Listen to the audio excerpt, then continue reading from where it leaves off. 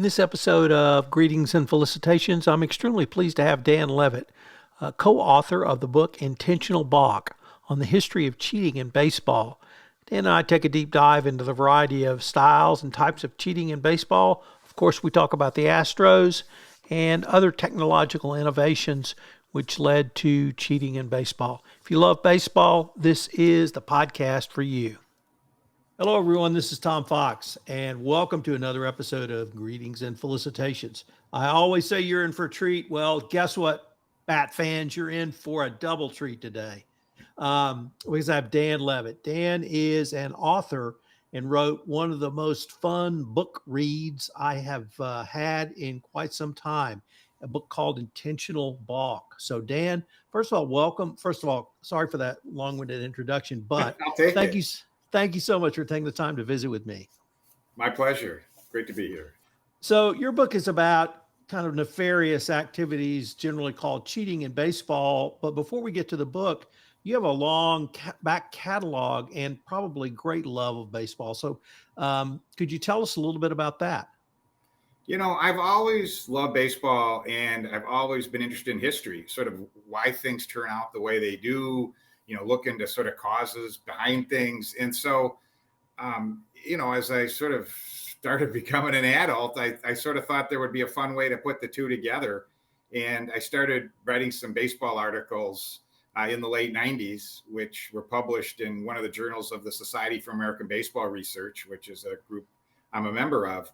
And, from that, I just sort of continued on exploring things that I found interesting in baseball and baseball history. And I've done 5 books. 3 of them have been with co-author Mark Armour, who we do this one here together. So, it's just, I've always loved baseball, and this has been a really fun outlet to be able to sort of explore that love.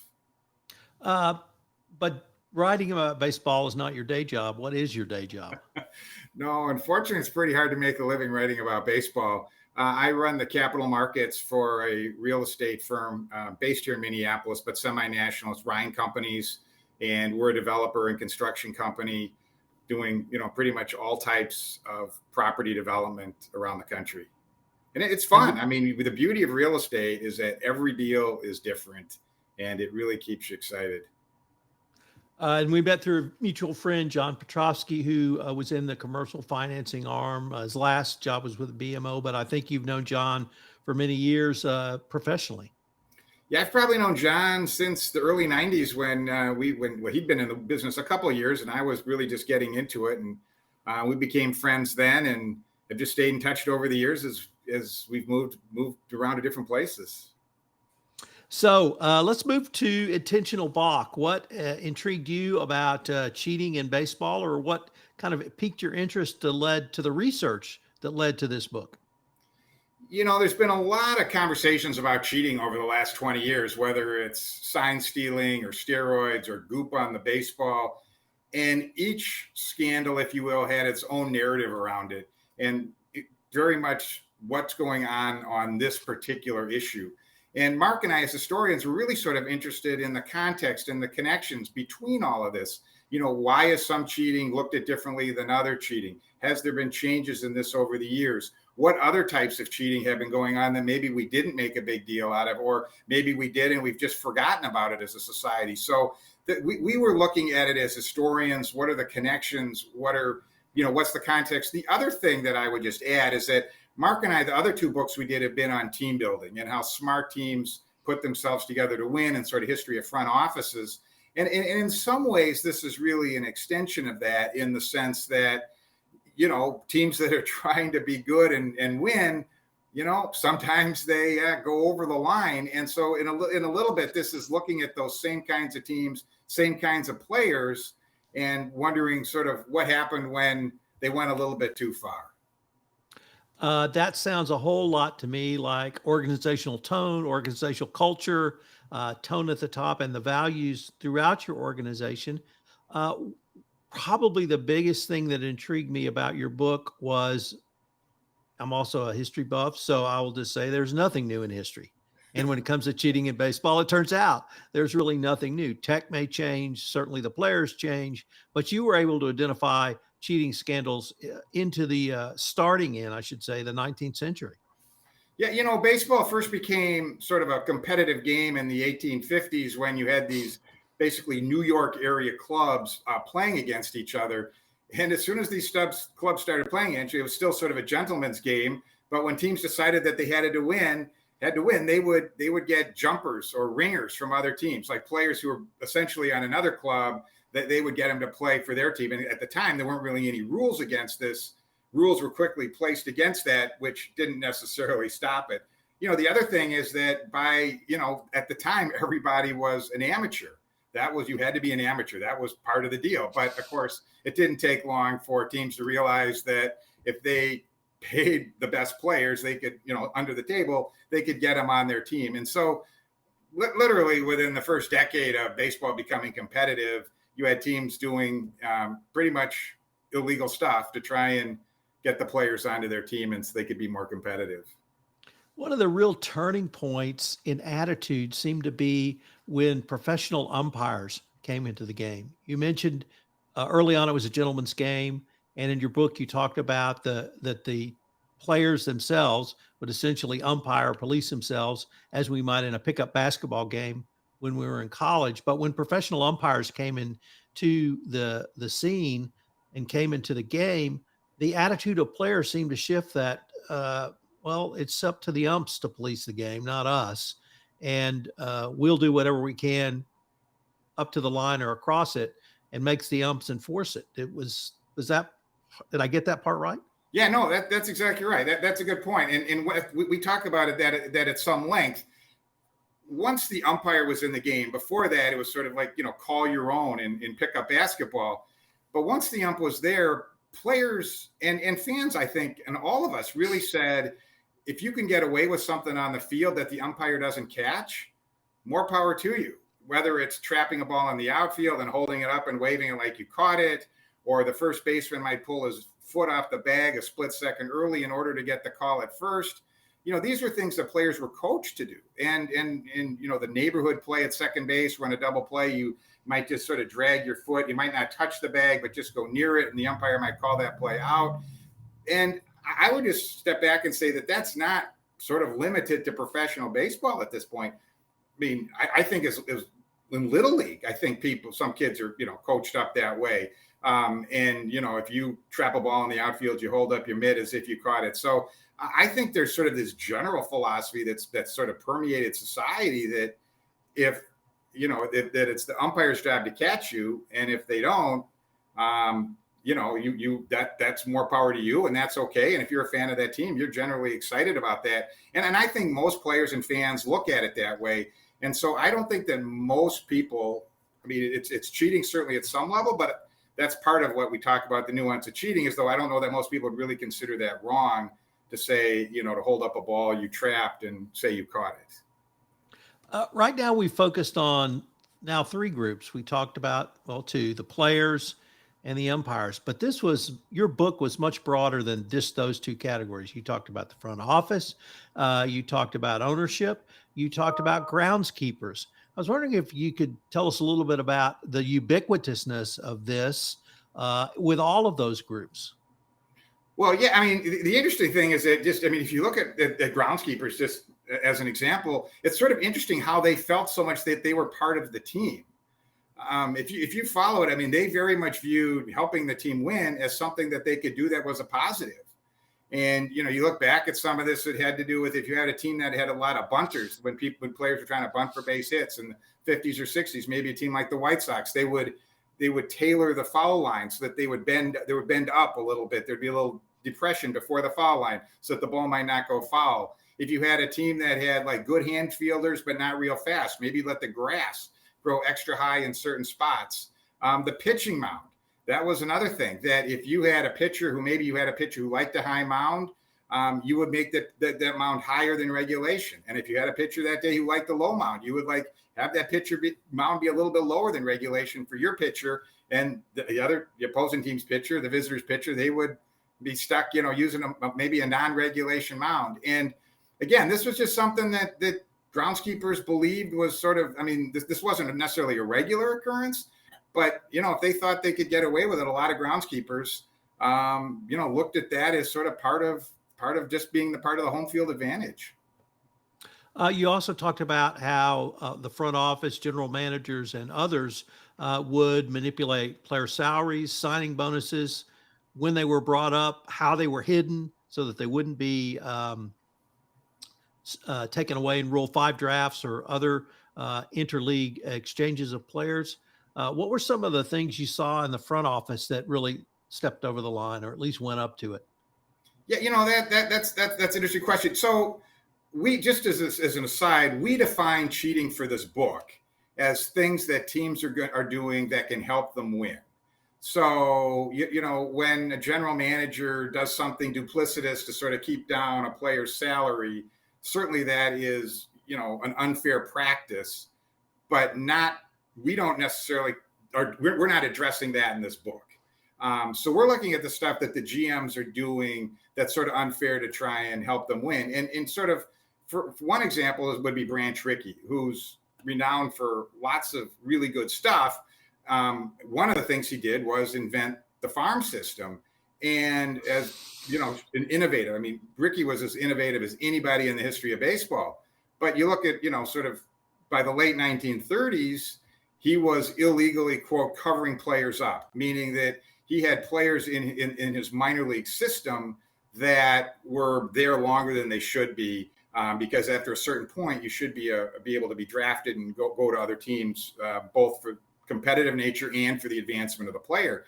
And Commissioner Landis released 74 players from his system, just made them free agents because he was illegally covering players up, holding them too long. And I think that's just an example of what front offices do. And it's also an example of that the most innovative are often who come up with these ideas are often the ones who then try and take it the next step. Just another example more recently, just within the last 5 to 6 years, Braves GM John Capolella was put on the permanent ineligible list.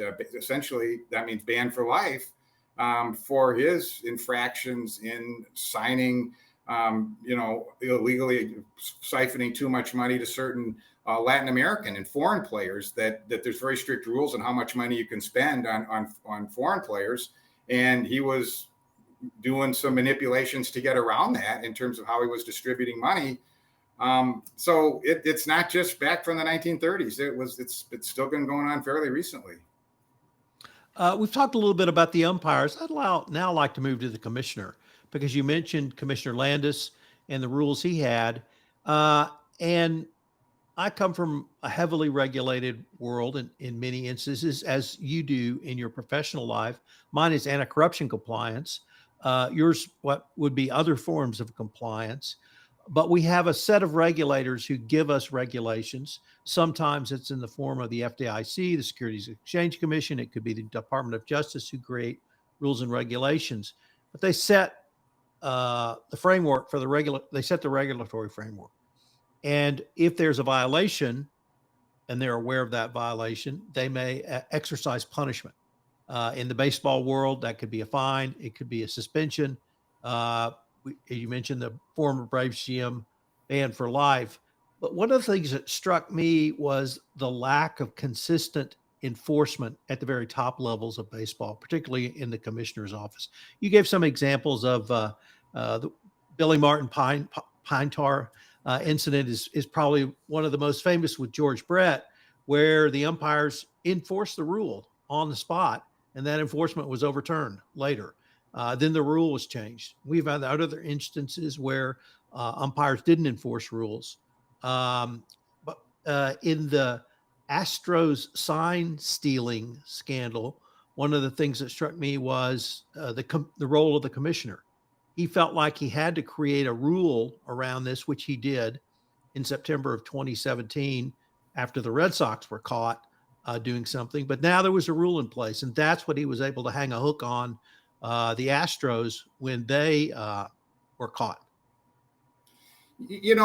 One of the things that we found, and I'm sure you've seen it as you've looked at this, is the times that things get sort of chaos or controversy is when there's a benefit to doing the infraction, and the penalty doesn't match the benefit of that infraction.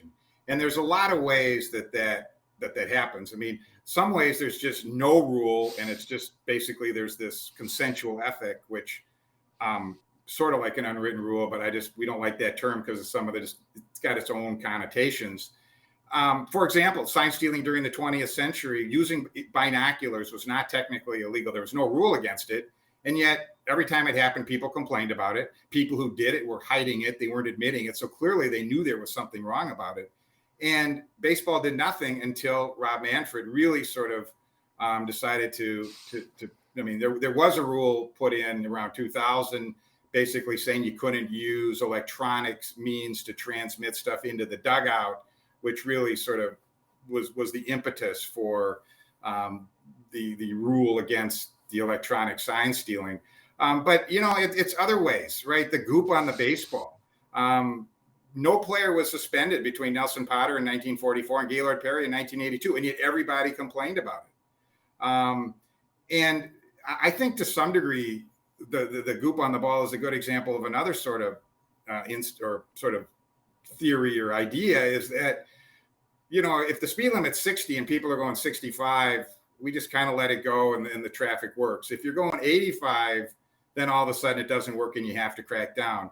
And to some degree, I think that's what happened with the spider tack on the baseball, another innovation from another sport, World's Strongest Man competitions. They went over to baseball.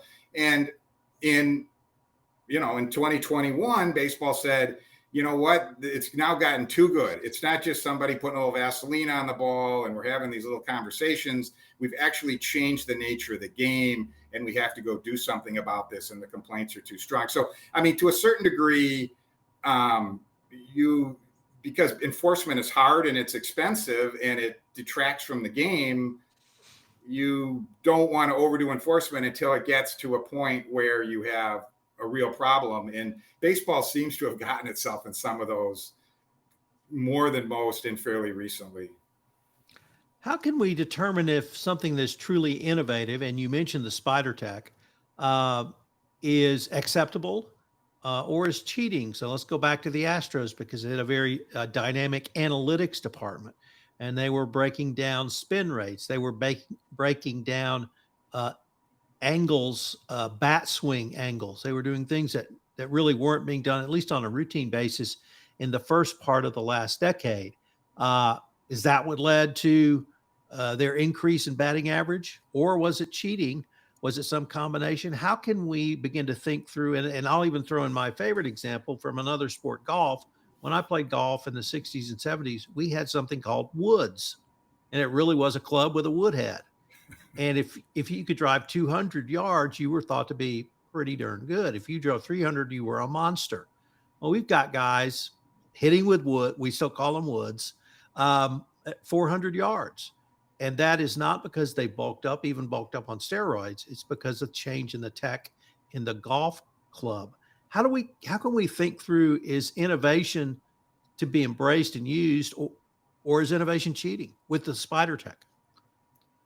Well, the spider tack is an interesting example because it sort of was something that moved beyond what was kind of allowed as cheating, right? I mean, I took in my way of thinking, the spitball, the Vaseline on the ball, whatever sort of little stuff people were putting on the balls. I mean, it was up to the umpire to catch you, and if the umpire didn't, you got away with it. I mean, it was sort of viewed as funny. I mean, we all seen the video of Joe Niekro at the mound pulling the nail file out of his pocket and throwing it. I mean, if you haven't seen it, it's pretty funny. It's from 1987. It's on YouTube. And basically we laugh at that. I mean, right. I mean, Joe Niekro went on to David Letterman later. He had wearing a tool belt. I mean, there was this whole sort of gag around it. And somehow the spider tack, I think, is different because it took it to another level. And I don't know, it's hard to draw that line. And that's part of where any group that has these rules has to figure out when you sort of have to crack down on enforcement, when you can't just sort of let the status quo be. So it's a hard question, but clearly spider tack sort of it allowed people to craft these designer pitches, if you will. And the other thing that goes with that was the fact that now with this high speed video, you could actually have these, you'd have these studios with cameras, and pitchers would spend time in there designing these very powerful pitches where, that's spun more. They could look at exactly how they held the ball and how they twisted their wrist. And so you went to this new level of it, and you really had to either crack down or just sort of have a different nature of the game. And just one other quick comment, because I think it's interesting too regarding the sign stealing. Max Scherzer came out about 6 weeks ago, the great pitcher for the Mets, and said, I don't like PitchCom, which is this new electronic device that the catcher and the pitcher communicate with on the signals. And he basically said, I don't like this. If I can figure out a way to do better signs than other people, that should be an advantage for me. Now that I can't sort of outthink my opponent with signs, it's no longer an advantage. And so the other advantage thing is not just your other option, of course, either you make a rule and enforce it, or you let it be and you assume that you make it legal effectively, right? Well, Scherzer's basically saying, let's make sign stealing. I mean, not specifically, but in practice, he's saying, let's make it legal so that if I can think of better signs, that's my advantage. One of the things that have intrigued me, and I think everyone listening to this podcast knows I'm a diehard Astros fan, so color your thoughts of my remarks with that knowledge. In this Astros sign stealing scandal was in the World Series with the Dodgers. And the Astros, in 2 games, lit up Clayton Kershaw. They absolutely annihilated Hugh Darvish. And Darvish said that they were illegally stealing signs to hitting his pitches. The Houston pitcher, Justin Verlander, was very vocal that the MLB had changed the baseballs. They had somehow done something different, and they felt different. And Verlander said, "This is what I do for a living. I can tell you they're different. I can't tell you how or why. They're just different." It all sort of coalesced for me is how significant or how big a factor of having people think you're stealing signs and getting in someone's heads play. And that's true for all of these, in spitballs, in goop, in sign stealing, in any of those. It was clear to me the Astros were inside Darvish's head, and that he felt like he couldn't throw his signature pitch as effectively for whatever reason. And I think they let him believe that. So how much does people think you're cheating an advantage? Well, I think it's really big, right? I mean, Gaylord Perry, who's probably the best known spitball artist, came out with a book while he was still playing that said, I throw the spitball. And then he came out later and said, no, I don't. I just say I do because I want to get inside people's head. So I think it's huge. And, people have done studies on how much the sign stealing really helped. And they're sort of ambiguous. It's not as definitive as one might think. I think partially it's hard to do a study because there's no way of really knowing which pitches were tipped and which ones weren't. And clearly the Astros did have an extraordinary strikeout to walk kind of percentage when they were theoretically getting the pitches tipped to them. So I think there's something there. But again, the people who've looked at this in studies, it's not as clear cut as I think we'd like it to be, although there is some strong evidence. So again, I do think that the psychological part of that is real and meaningful. I think we both played intramural sports in college. I played sports junior high and high school competitively. Played basketball till my knees gave out. So we've all played sports. We've all played them competitively, admittedly at an amateur level. What changes at the professional level that really will drive people to seek an advantage wherein, and you use the example of intramural basketball, we called our own fouls. We may not like all the calls, but we were self-policed ourselves. What's different about baseball or maybe even professional sports? Well, George Bamberger, who was a manager of the Brewers and Mets for a long time, had a great quote that unfortunately we found after the book came out, but I'll give you part of it. I mean, he basically said, we do not play baseball. We play professional baseball. Amateur plays games. We are paid to win games. There are rules and there are consequences if you break them. If you are a pro, you often don't decide whether to cheat based on if it's right or wrong. You base it on whether or not you can get away with it and what the penalty might be.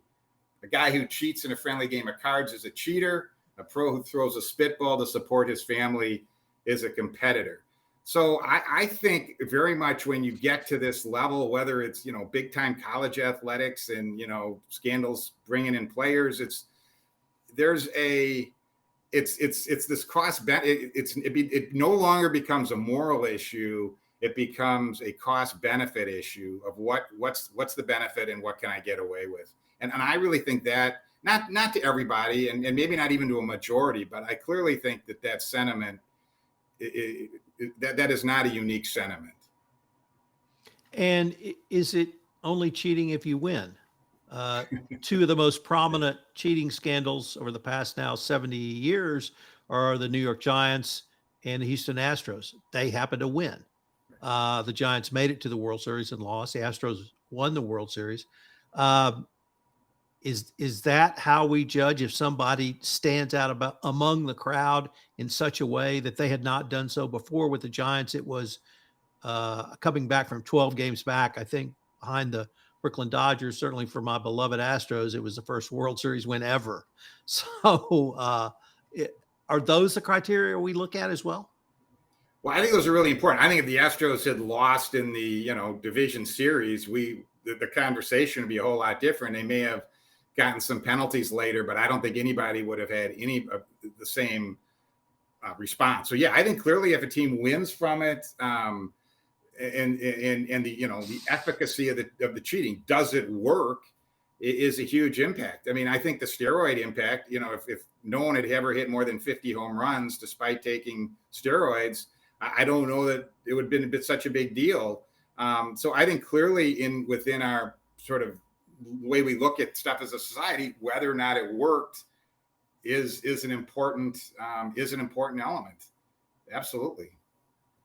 I'm also a huge fan of track and field has attracted some of the largest cheating scandals. And now in track and field, it's to the point, if first of all, there is ubiquitous testing, but if you're a winner and you become a winner quickly, you're viewed as, did he or she cheat? Did he or she take designer drugs that were masked or couldn't be found? And I'm beginning to wonder, now this is the second time I had the chance to visit with you. I originally had thought this baseball scandals that you wrote about in Intentional Balk would be a great way to frame a discussion about broader society or at least business. But now I'm beginning to wonder, is it really more at that professional level? Things are different than you and I might feel in our businesses, me as a lawyer and you as in commercial real estate development. Yeah, I think to some degree. I mean, I think part of what makes sports so different is that there's so many more rules you can break. I mean, there's so many more. I mean, if you look at a baseball rule book, it's hundreds of pages, and a lot of those are because people would try and get workarounds, and then you'd have to add a rule to keep the workaround from happening. So I think part of it is, if you look at, whether it's how you get players or how you do your field or what the players can do on the field and what the umpires role is, there's so many more opportunities to try and craft an advantage, both legally and then illegally, against the rules, that I just think that's a little different. I just don't know that. I mean, there's certainly opportunities to steal or cheat in business, but I think that they're much more, I think it's sort of a much narrower band of options or opportunities, if you will. And I haven't thought this through. I mean, that's a really good question, but that would be my sort of initial take on it. I also think that, the people in professional sports are the 1% of the 1% most competitive people on the planet. And to the degree those people are in some sort of other line, there may be the same kind of situations with them. But, most of us are just, more, we want to do as well as we can. But at a certain point, it's like, I'm not sure I want to go over that line. And perhaps one other difference is in the business world, actually, you have a lot of conduct that could lead to a criminal penalty. So under a cost benefit analysis, doing a deal, insider trading or fraud, or you name something that's illegal, certainly could give you a short-term benefit, but the cost may be one you're not willing to accept, or indeed too high. We tend, in very few circumstances, to have the true death penalty in baseball. I can only think of less than 5 that I can think of sitting here right now. And that includes players and front office people. Yeah, no, that's a really good point. That from the cost benefit, I mean, right, the stuff that we would do in business, yeah, your penalties are jail. I mean, Chris Correa, who was the scouting director for the St. Louis Cardinals, hacked into the Astros database. The FBI, I mean, the FBI got involved, and he was sentenced to 46 months in prison.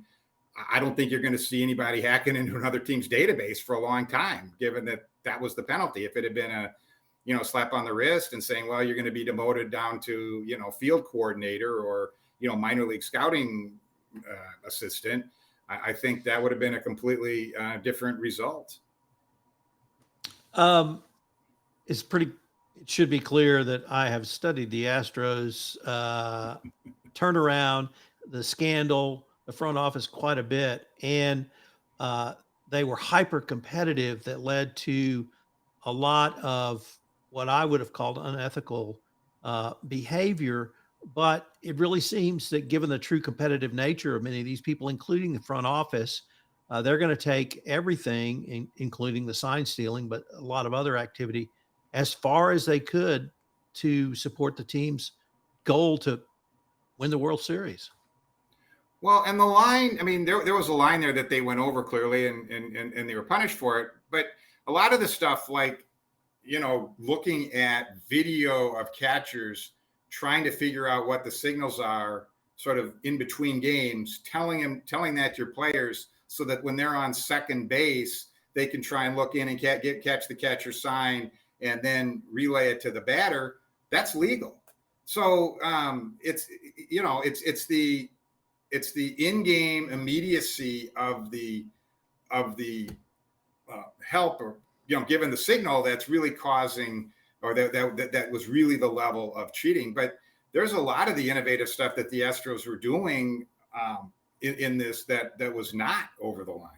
But clearly the electronics to the dugout, telling them what the signal was from the replay, booth view, that's what caused all the difficulty. Dan, unfortunately, we're near the end of our time for this episode. But before we leave, I was wondering if our listeners wanted more information on the book, Intentional Balk. Where could they go and purchase it, and perhaps connect with you if that would be possible? Yeah, absolutely. We have a website for the book called intentionalbalkbook.com, and you can certainly reach out to us through that. It's available at the usual outlets, Amazon.com, BarnesandNoble.com. There's something called bookshop.org, which supports your local independent bookstore. There's links to all of this at our website. So absolutely. Hopefully you guys take a look and feel free to contact us. Well, Dan, I wanted to thank you again. I really enjoyed your book. It was a ton of fun. The history aspect was as much fun as the cheating aspect. Kudos for writing it, and I hope we can continue this conversation. Much appreciated. Great to be on. This is Tom Fox. Hope you've enjoyed this episode of Greetings and Felicitations. If you've got a story to tell, I'd love to tell your story. So give me a shout and see about coming on one of my podcasts. Greetings and Felicitations is my podcast where I explore areas other than compliance. I hope you've enjoyed this episode. Greetings and Felicitations is a part of the Compliance Podcast Network.